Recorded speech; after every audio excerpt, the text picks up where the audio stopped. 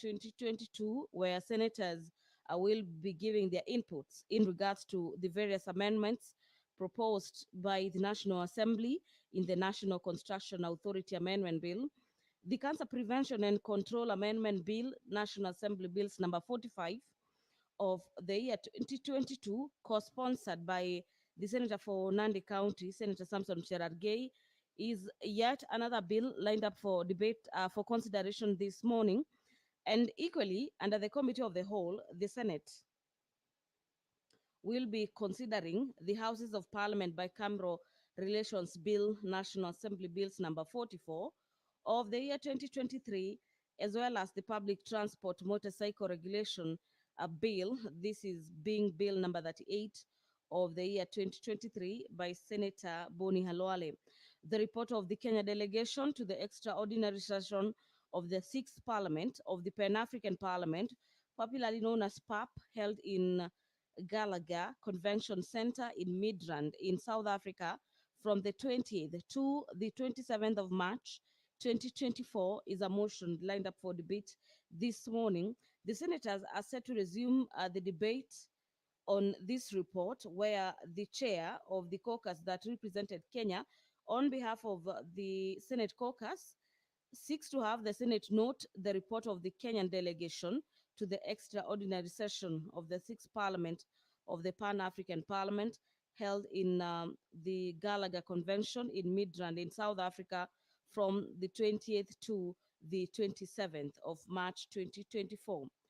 The report of the Interparliamentary Union Global Conference on Youth Parliamentarians held in Hanoi in Vietnam from the 15th to the 17th of September 2023 is yet another motion lined up for debate this morning. Our dear viewers, allow me to hand over for this live broadcast as the Deputy Speaker, Honorable Kathure Murungi, is already in the chambers. Tazame kwa neema nyingi na baraka sisi watumishi wako ambao umeridhika kutuita kwa nyadhifa za uongozi katika jamhuri hii yetu. Twakuomba utujalie tuyatende na kufikiria mambo yote yatakayofikishwa mbele yetu kwa njia ya haki na uaminifu, ili kustawisha amani, ufanisi na heri ya nchi yetu na wale ambao hata umezikabidhi mikononi mwetu. Amina.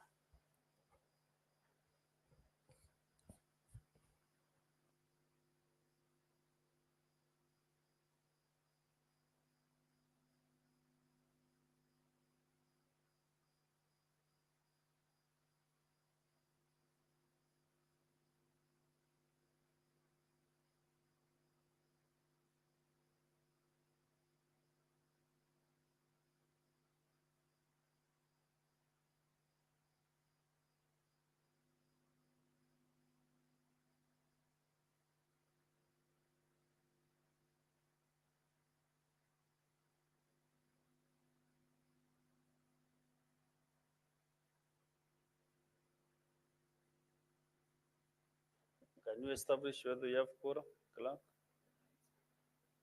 Sajita Tams, ring the quorum bell for 10 minutes.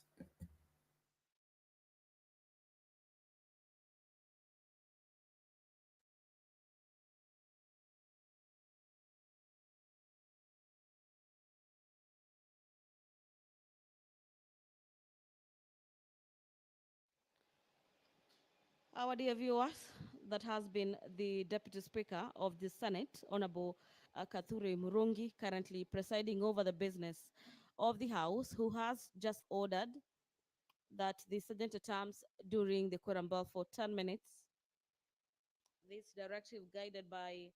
the House Standing Orders on matters quorum, is to give senators some room to make their way into the chamber this morning, to raise the number to the number of 15 senators who are the quorum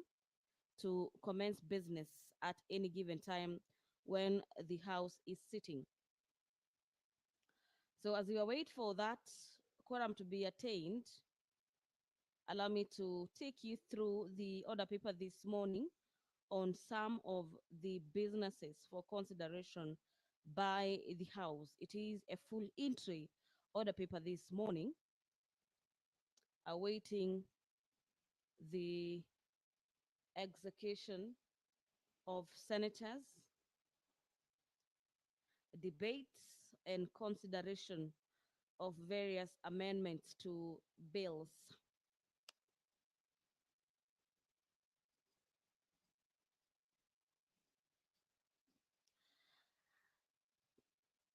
There are a number of reports in regards to Kenyan delegation that represented the Parliament of Kenya outside the country for various parliamentary sessions. Among them is a report of the 63rd and 64th session of the OACPS Parliamentary Assembly and the 43rd and the first session of ACP EU Joint Parliamentary Assembly meetings held in Brussels, Belgium, and Luanda in Angola, respectively. This is a motion where the chair of the delegation, Honorable Kathure Murungi, will be seeking to have the Senate note the reports of the 63rd of the Organization of the African, Caribbean, and Pacific States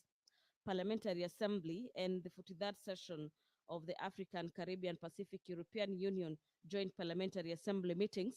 held in Brussels, Belgium between the 19th to the 28th of June. The other report pertains the 64th session of the Organization of the African, Caribbean, and Pacific States Parliamentary Assembly and the first session of the African, Caribbean, and the Pacific European Union Joint Parliamentary Assembly meetings held in Luanda in Angola from the 17th to the 21st of February 2024. Away from the motions on senatorial caucuses that represented the Senate of Kenya in various parliaments across the globe, the stoppage of funds to Isiolo County due to the failure by the governor to honor Senate summons is, according to today's order paper, motion number 22 by the Senator for Isiolo County, Senator Fatma Dulo. In the motion, the Senator has listed that aware that pursuant to Article 96 of the Constitution, the Senate represents counties and serves to protect the interest of counties and their governments, and that the Senate exercises oversight over the national revenue allocated to the county governments, and further aware that Article 124 of the Constitution establishes committees to carry out specific mandates, and that Article 125 of the Constitution gives gives any committee the power to summon any person to appear before it for the purposes of giving evidence and providing information. Whereas the Senate Standing Committee on Matters Health invited and later summoned the governor for Isiolo County, Honorable Abdi Ibrahim Hassan, to respond to questions relating to, among others, the ongoing crisis in Isiolo Morgue, NHIF deductions and remittances status, and the total amount of pending bills owed to the county hospital, which invitation he has failed to honor from the 21st of May 2024, and similarly failed to honor summons on the 28th of May and the 10th of June 2024. Senator Dulo goes on to say in a motion that whereas the governor for Isiolo County failed to appear and to honor an invitation by the County Public Investments and Special Funds Committee to respond to issues raised by the Auditor General's report on Isiolo County's bursary fund, the Isiolo County Emergency Fund, and the Isiolo County Youth, Women, and People with Disability Fund for the financial years ending 2029, 2019, 2020 rather, 2020, 2021, 2021, and 2022 on the 28th of May. And further, whereas the governor for Isiolo County failed to honor 5 invitations, the senator for Isiolo County seeks to have the House resolve that pursuant to Article 228, subsection 4 and 5 of the Constitution, the control of budget should not authorize any withdrawal of public funds by the county government of Isiolo until the governor has responded to issues raised in the summons to the satisfaction of senators, and that too, the National Treasury, pursuant to Articles 225 of the Constitution and Section 98 of the Public Finance Management Act, stops forthwith the transfer of funds to the county government of Isiolo.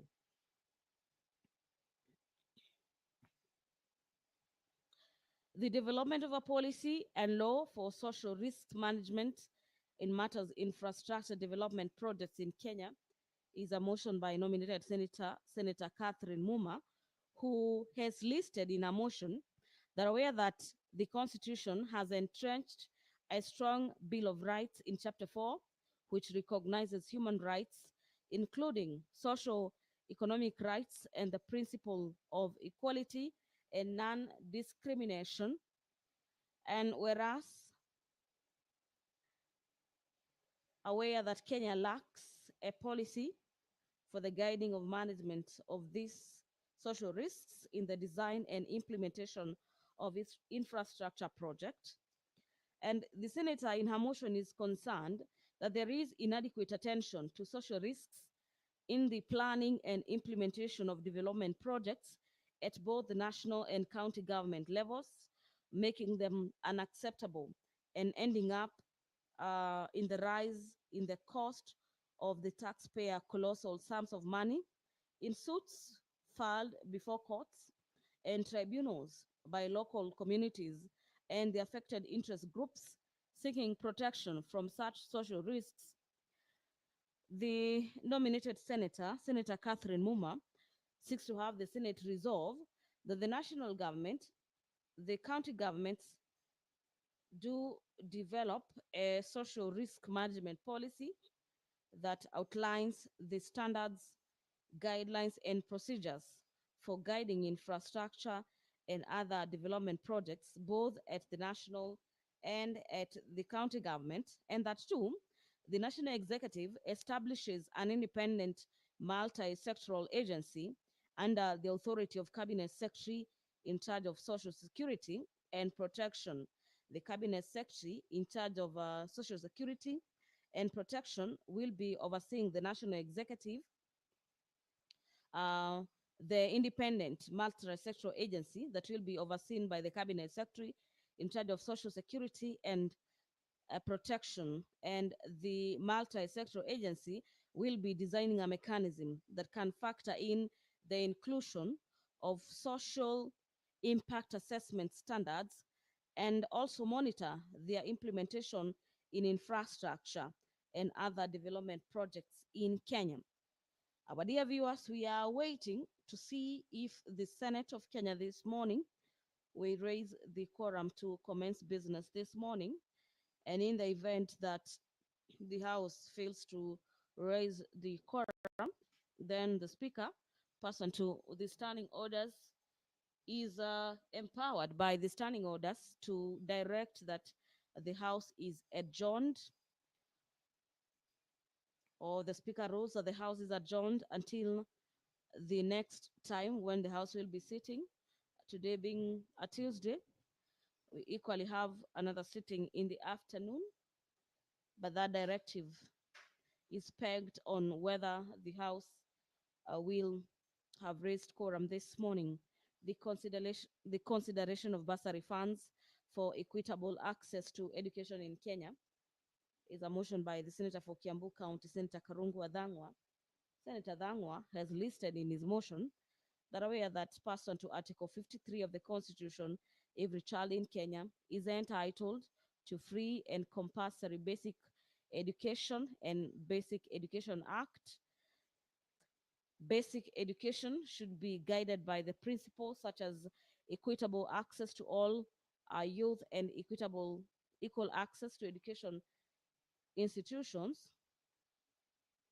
The senator has noted in his motion that over the years, various interventions have been made, including the issuance of bursaries through the National Government Constituency Development Fund, popularly known as NGCDF, and the National Government Affirmative Action, NGAF, the Ministry of Education, and the county governments through various county bursary funds. The senator is concerned that despite these efforts, school fees remains unaffordable for many parents, and the allocation of bursaries has been plagued by nepotism, favorism, and political manipulation, as well as lack of transparency and accountability. Further concerned that public learning institutions are primarily funded by the government through the Ministry of Education, and in the financial year 2024-2025, approximately 656 billion shillings were allocated to the education sector, making it difficult to ascertain the transparency in the disbursement of bursaries from various agencies, which, according to the senator, makes it difficult to determine the total amount allocated in the financial year, and thus hindering the efforts to ensure equitable access to education. Allow me to hand over back to the chamber.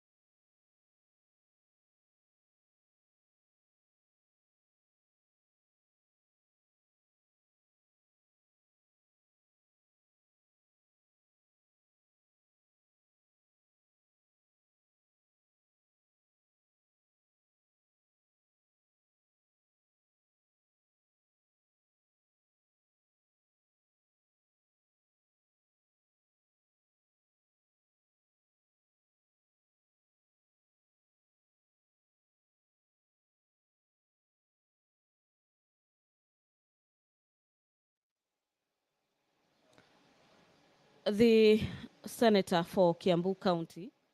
Senator Karungo Dhangwa, in his motion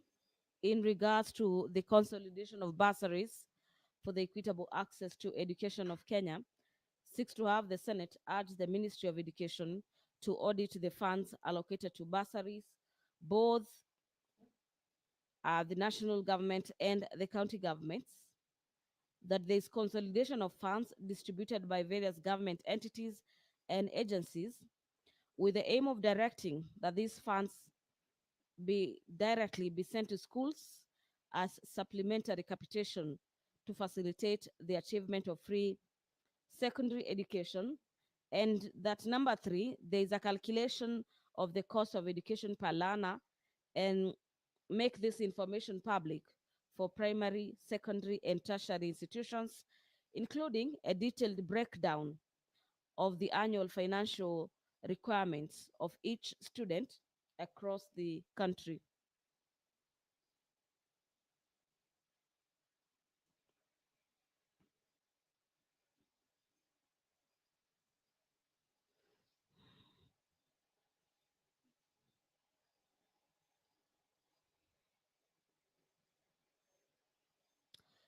The House, away from considering the motion on consolidation of bursary funds and calculation of monies, popularly known as per capita per learner, the House is this morning set to consider the report of the 9th Interparliamentary Union Global Conference of Young Parliamentarians held in Vietnam. The other report is the report of the 14th Ordinary Session of the Plenary Assembly and related meetings of the Forum of Parliaments of the International Conference of the Great Lakes region, held in Livingstone, Zambia, from the 15th to the 19th of April 2024.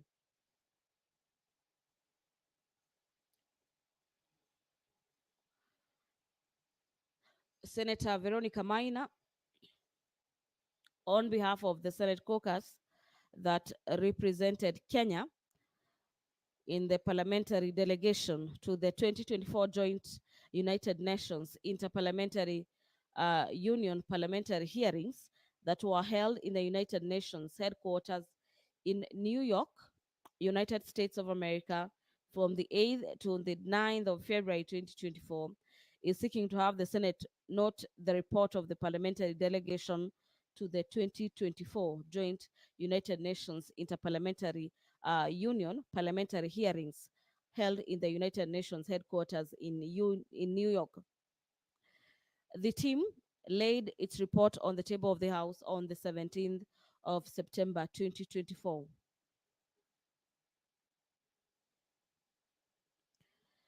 The report of the proceedings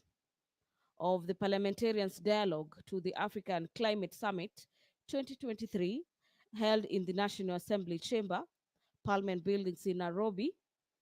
between the 3rd to the 6th of September 2023, is yet another motion lined up for deliberations this morning. This motion is by Senator for Homa Bay, Senator Moses Kajwang, who is seeking to have the Senate note the report of the proceedings of Parliamentarians' Dialogue.